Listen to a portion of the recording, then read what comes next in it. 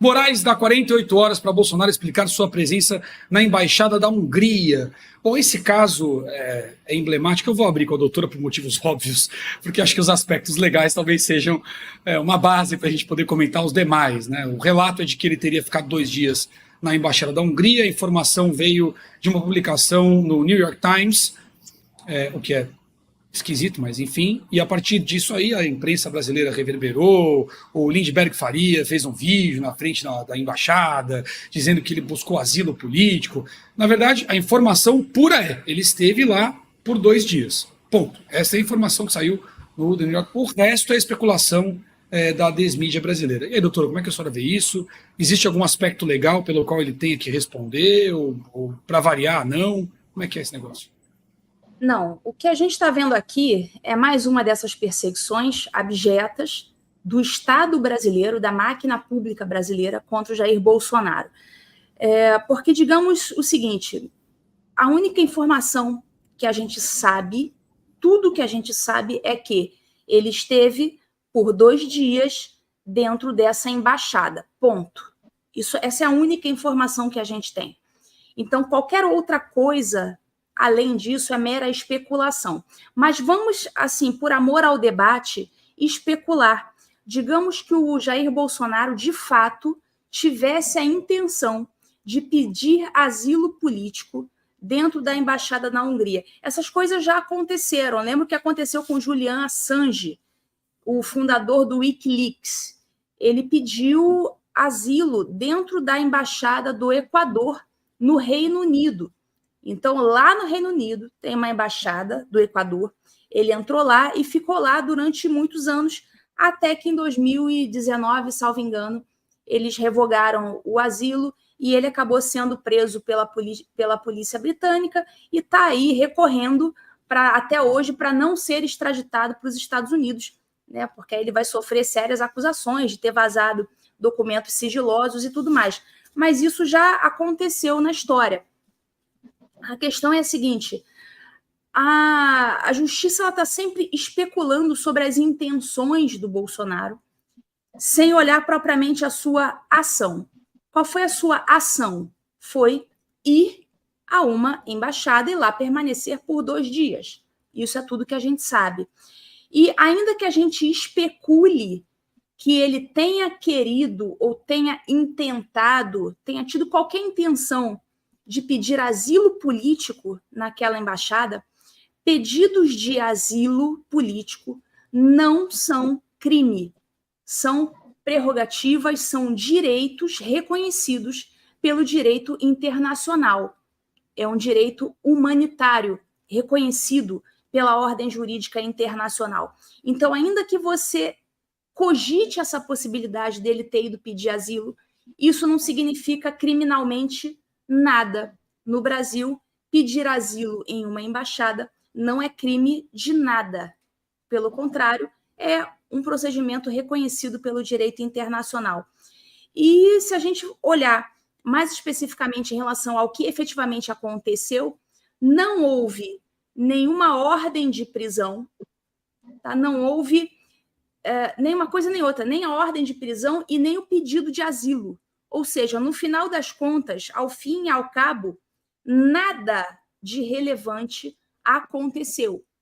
Então, qualquer pedido para explicar o que ele foi fazer lá, tudo isso é uma intromissão indevida no Estado, na vida do cidadão. E mais, eu ainda classificaria isso no artigo 30 da Lei de Abuso de Autoridade, que diz o seguinte: que é crime de abuso de autoridade dar início ou proceder à persecução penal, civil ou administrativa sem justa causa fundamentada ou contra quem o sabe inocente.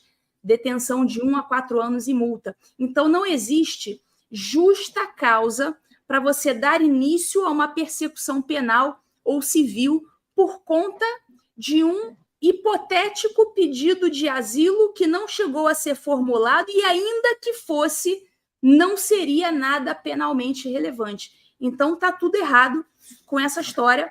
Na verdade, tivemos aí um nada jurídico acontecendo que não pode dar ensejo a uma persecução penal ou civil contra o Bolsonaro, sob pena de quem está perseguindo o Bolsonaro por conta disso incorrer no artigo 30 da Lei de Abuso de Autoridade.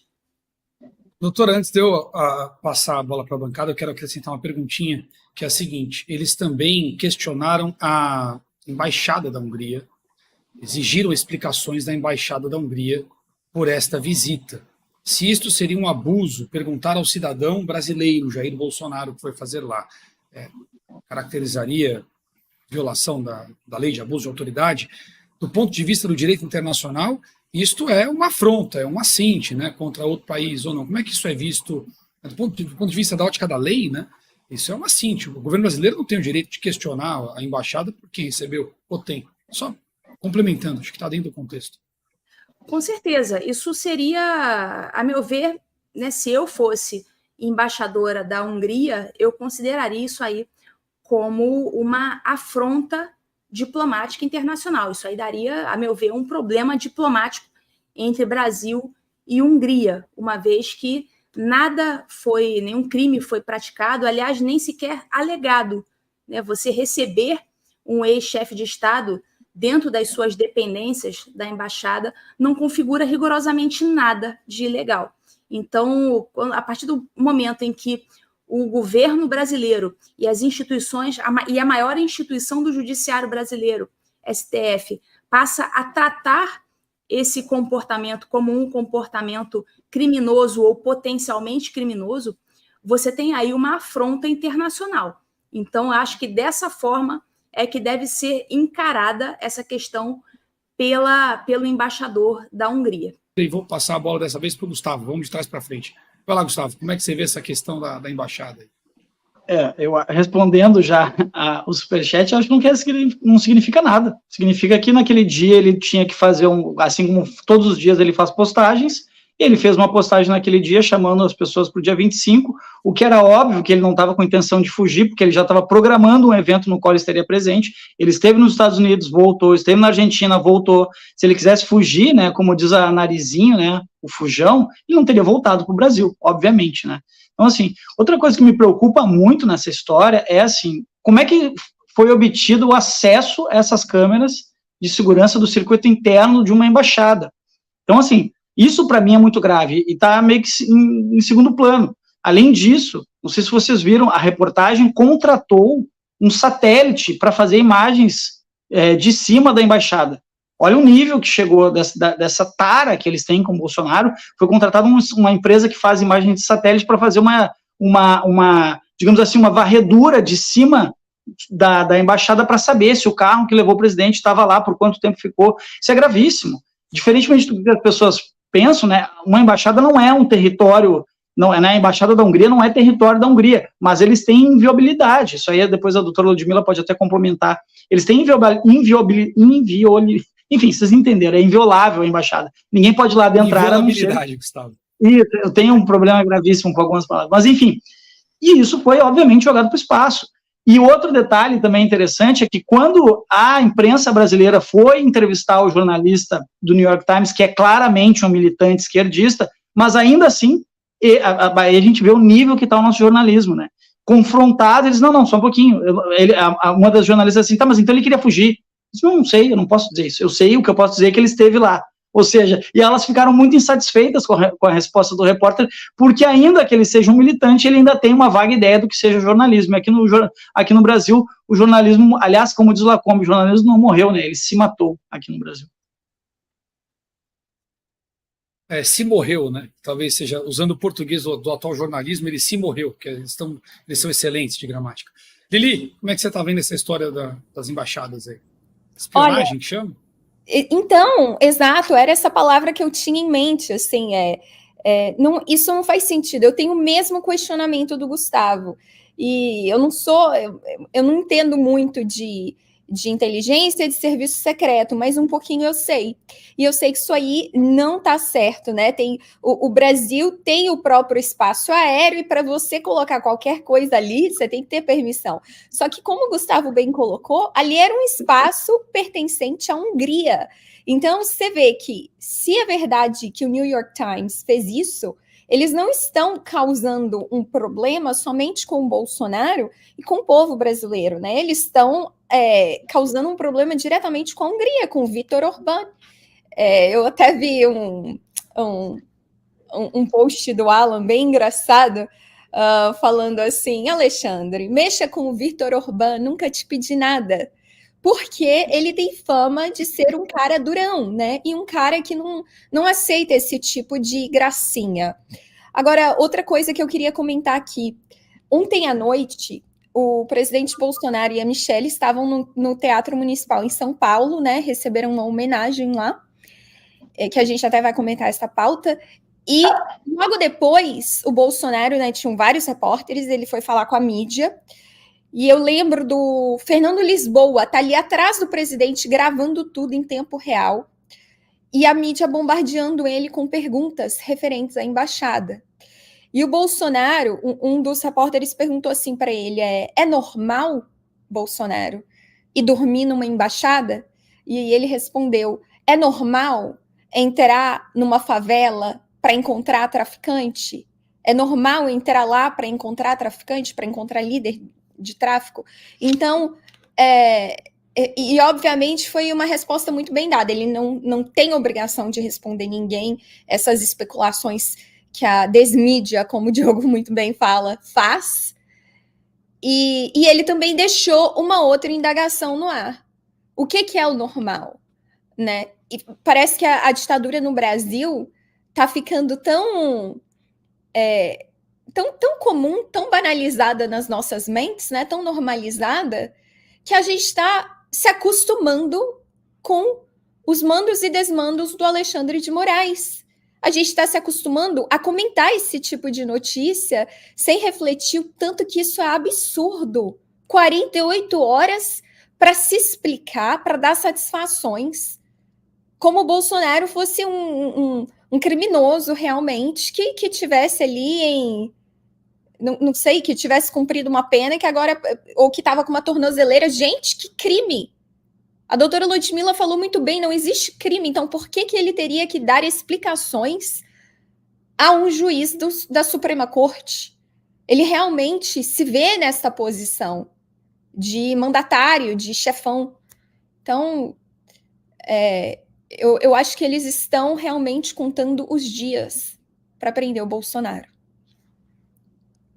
Vão perder a conta, então. Ainda bem que a matemática é infinita, porque eu não acredito que ninguém vai pôr a mão no Bolsonaro, não. Olha, eu quero acrescentar nesse vocês colocaram no âmbito geral o seguinte.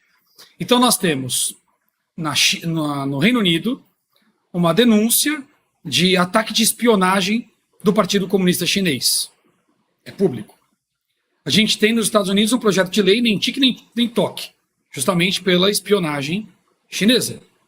A gente tem um PT do Lula que apoia publicamente, a esquerda apoia publicamente o Hamas, portanto, contra Israel. A gente tem um PT que apoia Maduro e companhia, que tem uma juíza brasileira asilada.